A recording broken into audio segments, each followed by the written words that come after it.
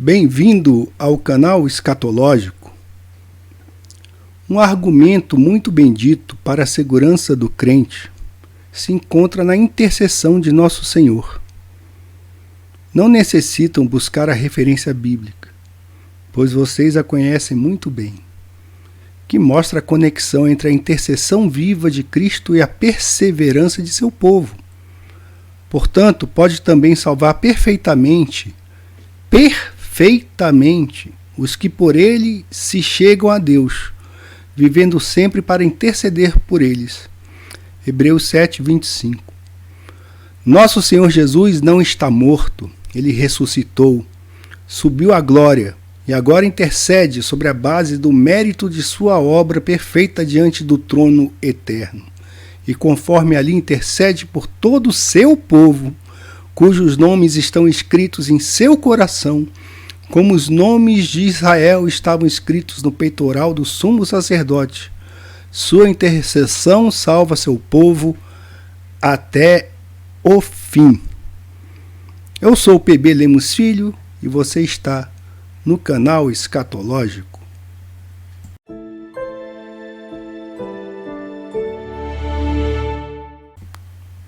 Se quiserem ver um exemplo disso, dessa gloriosa graça, devem ver o caso de Pedro, que está registrado em Lucas 22, 31 a 32, em que nosso Senhor diz: Simão, Simão, eis que Satanás vos pediu para vos andar como trigo, mas eu roguei por ti para que a tua fé não desfaleça. E tu, quando te converteres, confirma teus irmãos.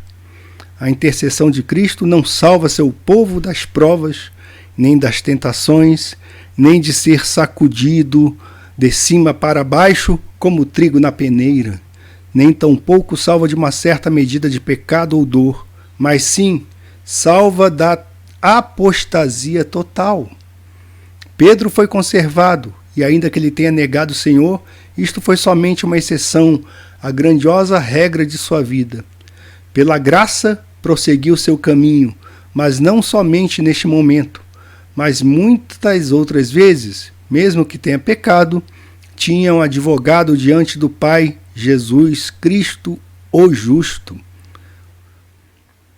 E vocês podem se lembrar depois disso, daquele episódio de Pedro com Paulo, porque Pedro queria fazer acepção de pessoas, e isto é um pecado.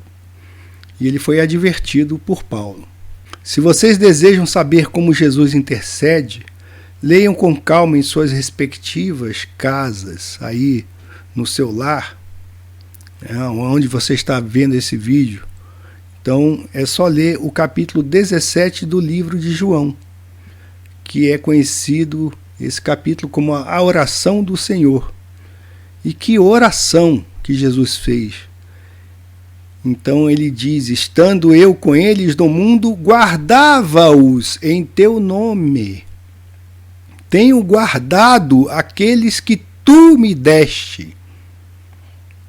E nenhum deles se perdeu, senão o filho da perdição, para que a Escritura se cumprisse. João 17, versículo 12.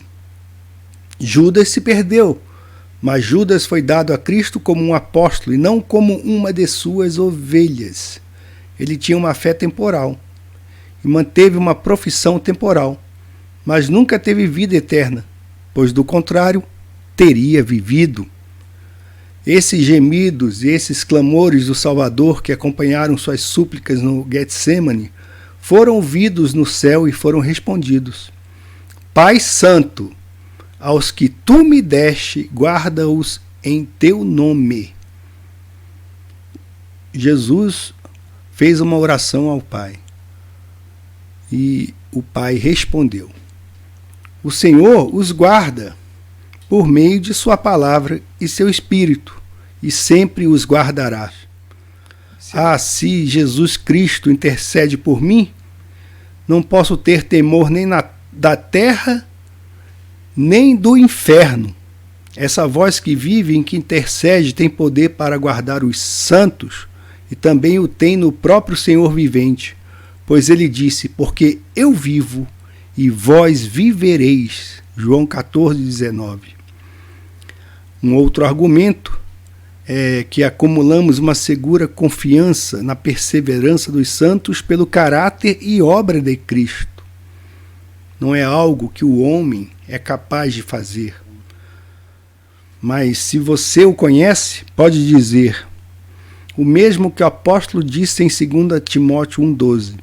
Porque eu sei em quem tenho crido, e estou certo de que é poderoso para guardar o meu depósito até aquele dia. Ele não disse, eu sei no que tenho crido, como cita a maioria das pessoas, mas eu sei em quem tenho crido. Paulo conhecia Jesus, conhecia seu coração e sua fidelidade, conhecia sua expiação e seu poder, conhecia sua intercessão, sua ressurreição e sua força. E ele entregou sua alma a Jesus por um ato de fé e se sentia seguro. Basta ler o versículo 40 de Jeremias capítulo 32. E farei com eles uma aliança eterna de não me desviar de fazer-lhes o bem, e porei o meu temor nos seus corações, para que nunca se apartem de mim.